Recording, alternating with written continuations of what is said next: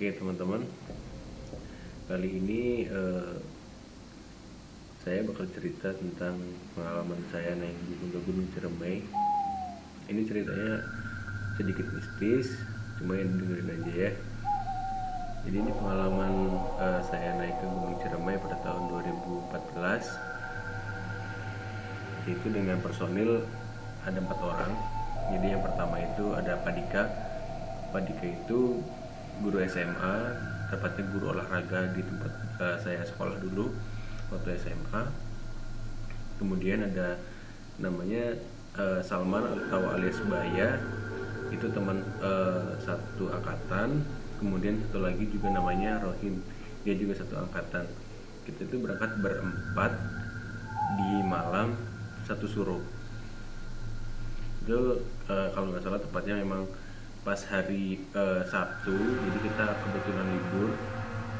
Jadi kita waktu itu niatnya memang berangkat hanya untuk ngecamp di daerah Kuningan lah ya, tapi membawa peralatan camping lengkap, tenda, kompor dan segala macamnya bawa.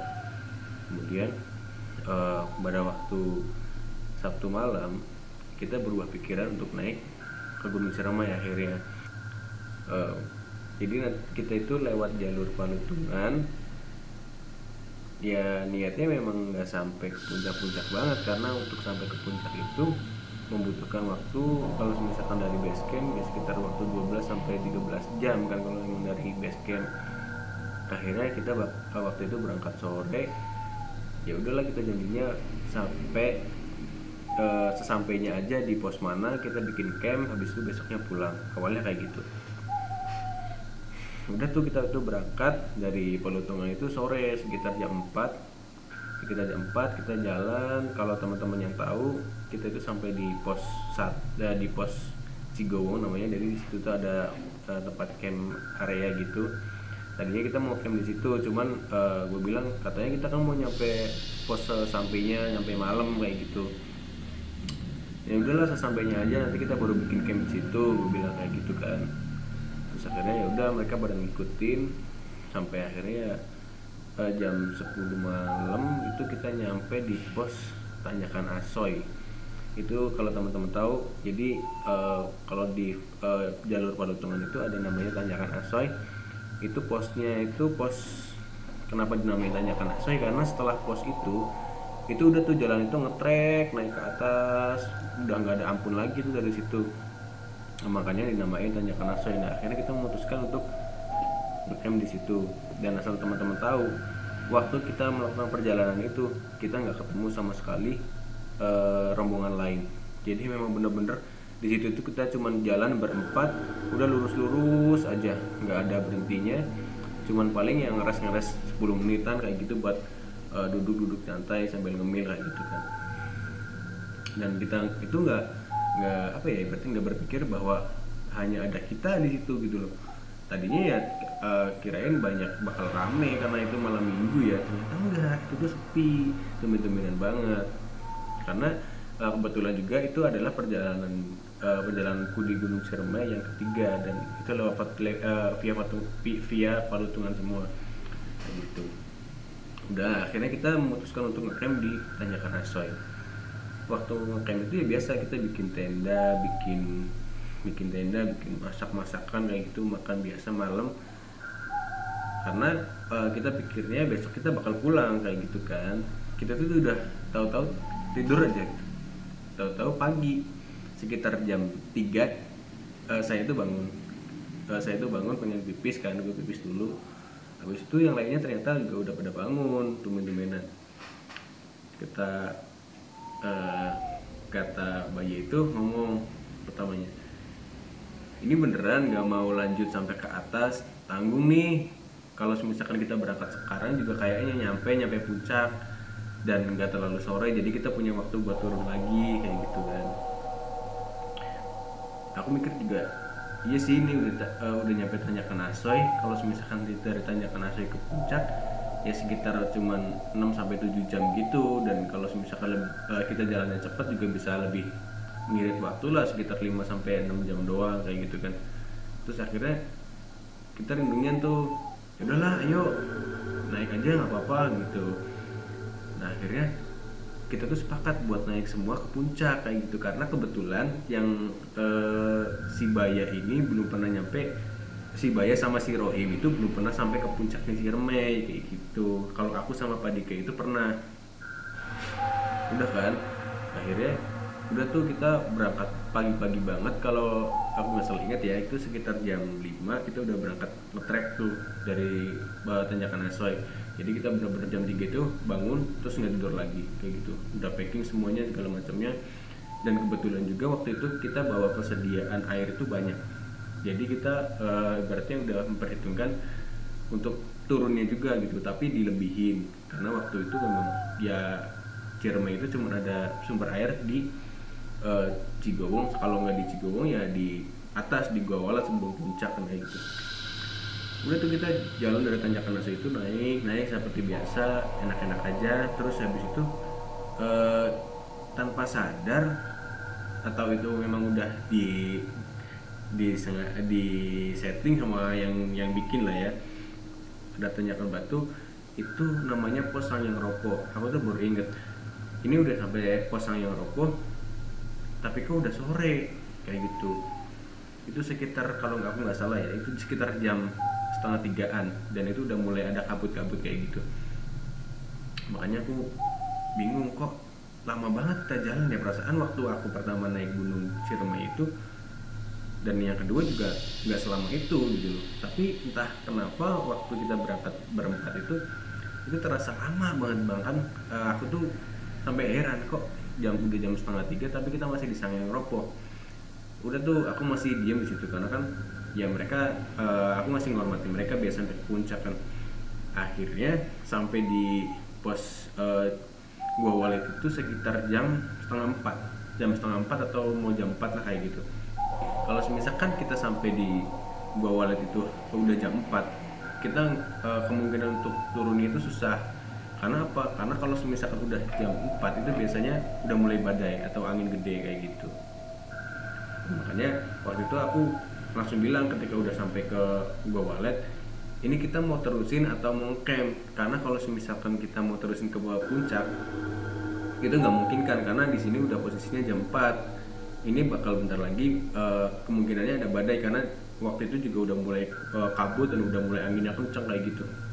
Aku udah bilang ke teman-teman, dan teman-teman yang lain itu nggak iyain, ya udahlah kita udah tanggung sampai sini, ngecamp aja lah besok, ngecamp aja lah kita puncaknya besok pagi, udahlah bolos nggak apa-apa kayak gitu kan. Kita udah sepakat tuh semuanya kayak gitu. Akhirnya kita memutuskan untuk ngecamp kan, biar besoknya bisa ke puncak. Akhirnya kita bikin tenda lagi dengan logistik yang seadanya, tapi masih ada nasi masih ada, terus lauk-lauk lainnya masih ada, dan air mah melimpah karena di Gua Walet kebetulan waktu itu ada air gitu. Udah tuh habis itu waktu itu aku tugasnya bikin tenda, terus si Baya sama Pak Dika itu tugasnya masak, dan si Rohim itu packing barang yang lainnya biar dirapihin kayak gitu kan. Nah waktu itu tuh aku tuh nggak sengaja habis bikin tendanya udah jadi, dan tendanya itu teman-teman kalau tahu tendanya itu ukuran kapasitas 2, tendanya kapasitas 2 tapi diisi berempat. Nah teman-teman bisa bayangin lah ya jadi tenda kayak apa, karena waktu itu memang zaman SMA baru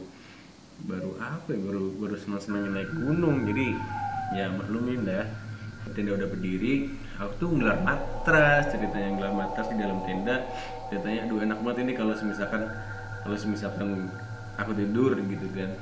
Akhirnya aku tuh rebahan di dalam tenda gitu, dan aku tuh nggak kerasa, jadi pas aku rebahan di tenda aku tuh tidur. Begitu tidur, sebenarnya tidur itu sebentar banget, tidurnya aku ngerasa paling sebentar banget, karena waktu itu aku lihat jam itu udah jam 4, dan ketika aku bangun itu ya masih di angka jam 4 lebihan, belum jam 5 kayak gitu kan, berarti kan aku cuma sebentar. Dan ketika aku bangun aku tuh kaget loh, kok Rohim udah packing kayak gitu, udah di packingin lagi barang-barangnya. Terus aku tanya, Him mau kemana kayak gitu kan, turun kayak gitu, udah nadanya itu udah beda, nggak tahu kayak karena masalah apa ya gitu kan. nadanya itu udah beda, ayolah turun aja gitu kan. Dan ketika aku tanya lebih dalam lagi, ternyata ya singkat-singkatnya, jadi Ruhim tuh ibaratnya kalau orang bilang nggak pamit ke orang tuanya, jadi takut ketika hari itu, ketika itu udah hari Minggu, jadi ketika hari Minggu belum sampai rumah itu takut dimarahin sama orang tuanya gitu kan. Akhirnya dia memutuskan pengen turun. Terus aku diskusi sama Baya, baik gimana kamu masih mau lanjut apa turun? Ya udah, oi kata Bayanya, aku mau ikut aja gitu kan.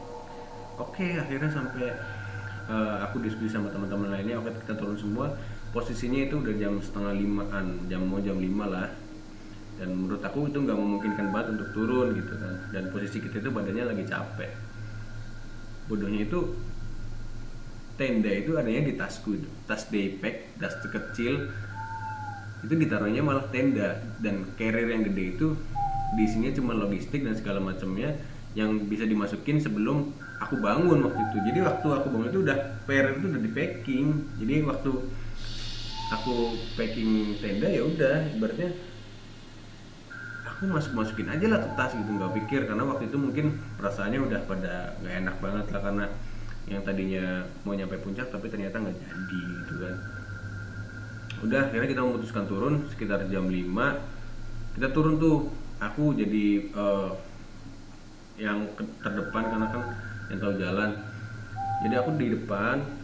Jalannya udah cepet banget lah ibaratnya, aku nggak mikirin gimana nantinya, karena waktu itu aku ngejar gimana caranya aku bisa sampai di area hutan itu sebelum maghrib gitu, supaya nggak, kalau misalkan ada angin gede aku nggak kena terlalu kenceng gitu kan. Karena kan kalau di Ciremai terkenal banget kalau misalkan udah badai itu parah, badai anginnya kayak gitu. Jadi aku memutuskan untuk jalan cepet. Udah tuh gue tuh targetin bener-bener cepet banget gue jalannya, entah kenapa aku juga nggak tahu itu jalan sampai cepet banget. Gue itu nargetin nyampe di Cigowong itu sekitar jam 8 atau jam 9. Nah pas banget waktu itu tuh udah nyampe di Cigowong itu sekitar jam 9, dan kita memutuskan untuk istirahat karena waktu dari atas sampai ke bawah itu nggak ada rest sama sekali, karena waktu bener-bener kita ngejar waktu biar nyampe di bawah itu nggak terlalu malam kayak gitu kan. Waktu itu nyampe Cigowong itu sekitar jam 9, setengah 10-an lah. Terus gue pikirnya kalau misalkan mungkin lu juga yang tahu kalau dari Cigowong ke base camp posisinya turun itu seberapa lama sih, paling sekitar lama-lamanya sejam gitu kan. Dan men, waktu gue habis istirahat, gue cuma istirahat paling sekitar 10 menit. Nah, cerita horornya mulai di sini. Jadi waktu itu tuh kita mulai turun dari Cigowong itu sekitar jam 10 kurang 15 menit. Dan bayangan gue itu kalau misalkan kita jalan cepet, kita bisa sampai di sana itu sekitar ya jam setengah 11 lah, kita udah nyampe di base camp. Dan kita bisa turun langsung ke rumah kan ibarat kayak gitu, karena jarak dari base camp ke rumah itu sekitar sejam. Udah tuh kita udah niat banget udah turun, karena ibaratnya gue udah 2 kali lewat jalur itu, udah ya ibaratnya apal lah. Di situ udah mulai ngerasa, mulai dari keluar dari Cigowong udah tuh kita jalan agak lama, gue tuh ngerasa kok ini nggak nyampe. Dan jalan yang biasa gue laluin ketika pendakian ke-1 dan kedua itu beda sama pendakian yang ini. Dan ketika gue berangkat pun beda, kita nggak ngelewatin jalur ini. Kalau teman-teman tahu, jalur dari base camp ke Cigowong itu nggak ada yang namanya jalur air. Kalau teman-teman tahu, jalur airnya itu tinggi. Jadi gue tuh jalan di jalur air, di sini baru tanah gitu. Sepundak gue itu baru tanah lapang, bukan tanah lapang sih, tanahnya vegetasi kayak gitu. Tapi gue jalan di jalan air gitu. Dan ketika habis udah lepas dari jalan air itu gue ketemu kebun pisang. Kalau teman-teman tahu yang udah pernah lewat yang udah pernah lewat jalur Peletungan, pasti teman-teman tahu dari base camp ke arah Cigowong itu ada kebun pisang. Dan teman-teman tahu kebun pisangnya itu harusnya ada satu doang. Dan kita itu udah ngelewatin sampai 3 kali. Dan di situ dari mulai gue udah ketemu kebun pisang 2 kali aja gue udah mulai heran, kok ada kebun pisang lagi, ini di mana gitu kan. Cuman gue masih pikirnya positif aja, dan kalau dipikir nalar itu udah posisinya jam setengah 12 lebih gitu. Tapi gue masih diem tuh, masih jalan-jalan aja. Tapi udah mulai diskusi, ini kelamaan gak ya kayaknya, kayak gitu kan. Tapi gue masih coba pikir positif loh ya di situ. Dan ketika gue udah jalan lagi itu, yang gue pikirin kenapa kok ini selalu naik turun. Padahal seharusnya kalau misalkan dari Cigowong ke base camp itu cuma turun doang, dan kalau nggak landai, karena dari situ masih landai gitu. Tapi ini mah bener-bener ada yang naik terjal, turun lagi. Sampai akhirnya kita itu mau putus asa waktu itu. Kok ini naik turun terus ya gitu loh. Cobalah kita diem sebentar gitu kan. Nah ketika diem sebentar itu, waktu itu yang membuat kita yakin buat melanjutin perjalanan adalah kok ada suara petasan dan suara motor. Itu yang gue heranin, kok ada suara motor sama suara petasan. Akhirnya kita dari situ lanjut lagi jalan. Kita karena udah pikirannya positif ya, karena ada suara kayak gitu berarti kita udah deket ke desa gitu loh. Makanya kita coba jalan lagi. Kita jalan lagi, turun, habis turun naik bukit lagi. Nah dari situ kita udah mulai heran lagi, coba dengerin masih ada nggak suara petasan sama motornya, dan udah hilang men. Udah di situ kita udah coba, kata Padika itu bilang udah jalan lagi, bentar lagi, coba barangkali emang bentar lagi itu desa. Tapi itu posisinya udah jam berapa? Udah jam 12:30. Itu gak nalar banget kan, udah jam 12:30. Nah terus habis itu kita jalan lagi tuh. Ketika kita lagi naik itu gue coba berpikir positif sih, berpikir positif banget. Ini kenapa, ini kemana harusnya. Dan gue ketika itu ngelihat ada kayak semacam tower, atau temen-temen tahu nggak tower, dan towernya itu ada lampunya gitu loh, kayak semacam tower Telkomsel kayak gitulah ya. Dan itu membuat gue yakin lagi bahwa cobalah kita ke arah sana aja, ke arah tower itu, barangkali kita nemuin desa di sana kan, kayak gitu. Dan ketika kita ngikutin ke arah tower itu malah gak nemu lagi. Kita udah jalan ke arah tower itu tapi juga sama hasilnya nihil, nggak ada. Kita cuma naik turun. Nah ketika udah habis nemu tower itu baru ketemu kebun pisang ketiga. Nah mulai dari situ gue udah mulai percaya bahwa kita lagi diputer-puterin. Karena apa? Kita mendakian melakukan perjalanan itu dalam keadaannya nggak enak gitu, artinya mungkin ada salah satu dari tim kita yang rasa jengkel atau gimana, nggak enak hati gitu. Jadi ya udah, makanya itu habis itu udahlah gue mutusin buat kalau misalkan Rohim mau turun aja gitu. Gue mau bikin tenda aja di sini, gue mau lanjutin jalannya besok. Padahal kalau teman-teman tahu air itu tinggal segini nih. Botol 1,5 liter tapi tinggal segini, itu dibuat berempat. Akhirnya Rohim ikut, ya udah bikin tenda aja. Dan seinget gue itu bikin tenda karena jalan air yang ini segini. Gue itu sampai babatin semak-semak itu sampai ya gini, sampai ke atas gini.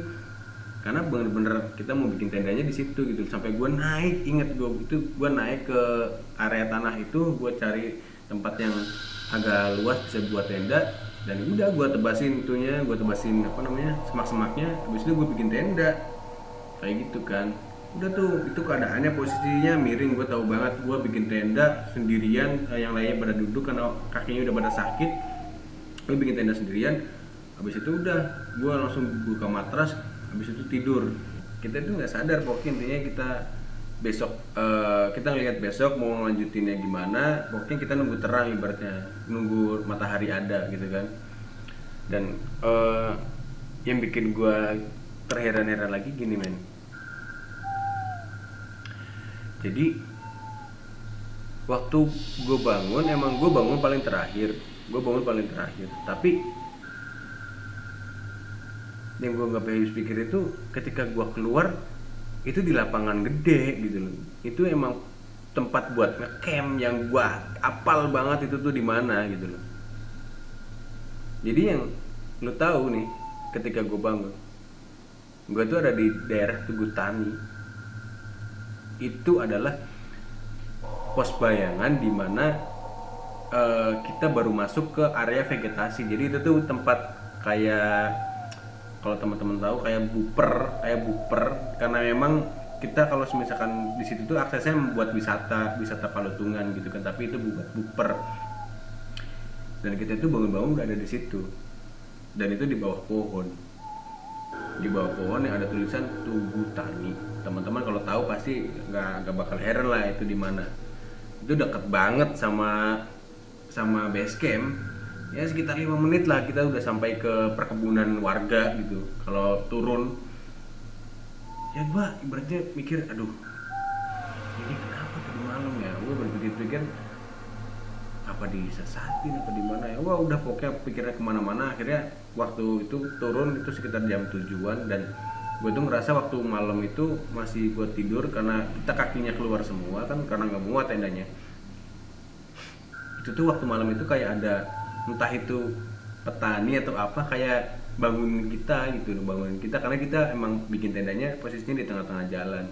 Makanya mungkin teman-teman yang lain bangun tapi gue mah nggak bangun gitu. Ya udah, setelah dari situ gue pikir udah ya kita turun aja, daripada gue masih ibaratnya mikir udahlah kita cepet-cepet biar sampai base camp gitu, biar sampai pulang. Udah habis itu kita packing, karena yang dikeluarin cuma tenda doang karena dari tas gue ini JPEG. Ya udah gue pikir ya udahlah kita pulang aja gitu loh, daripada kita lama-lama di sini ngapain. Habisnya udah kita packing, habis packing kita turun ke bawah, bener dong nggak ada 5 menit bahkan langsung turun itu ya. Kalau teman-teman tahu yang udah lewat Palutungan, kita tuh turun langsung namanya pintu rimba kan. Kita kalau misalkan tahu, kita langsung ketemu pintu rimba, dan pintu rimba itu ya tempatnya di perkebunan warga kayak gitu. Nah dari pintu rimba itu ke base camp itu ya sekitar 10 menit kalau jalan kayak gitu. Itu udah lewat jalan warga banget, dan itu kita ketemu banyak warga di situ. Ya udah akhirnya waktu gue sampai ke base camp, karena emang gue kenal sama Wanana ya, Wanana yang ada di Wanana itu penjaga posko, penjaga base camp yang ada di Palutungan gitu kan. Akhirnya gue cerita ke Wanana tentang kayak kemarin gitu ya. Wanana senyum doang dong. Ditanya kenapa emang waktu di atas gitu ya, gue ceritain gini, wah ya makanya kalau misalkan lagi di area gunung itu jangan punya hati yang gak enak, bawaannya seneng aja. Kalau misalkan teman-teman katanya, kalau misalkan teman-teman hatinya perjalanan yang gak enak, pasti di perjalanan gak ada yang ngobrol kan kayak gitu. Ya emang sih kita waktu perjalanan itu bener-bener gak ada yang ngobrol, karena masing-masing dari kita itu yang merasa jengkel gitu loh, karena kita posisinya capek banget waktu udah nyampe di Gua Walet kayak gitu. Ya itu buat pelajaran sih. Jadi ketika naik gunung itu nggak usah punya hati yang nggak enak gitu loh. Kalau misalkan kita harus mendiskusikan perjalanan kita, ya udah diskusiin aja. Dan yang terpenting adalah kita harus memanage perjalanan kita sebelum berangkat. Jadi kita mau ngecamp di mana, kita mau sampai puncak apa enggak, kita mau bawa logistik berapa, itu harus di manajemen. Karena kalau misalkan kayak kejadian gue kayak tadi, ya teman-teman tau lah nanti resikonya kayak gimana. Untung itu masih dibalikin, coba kalau nggak dibalikin ya. Oke, itu buat pelajaran kalian.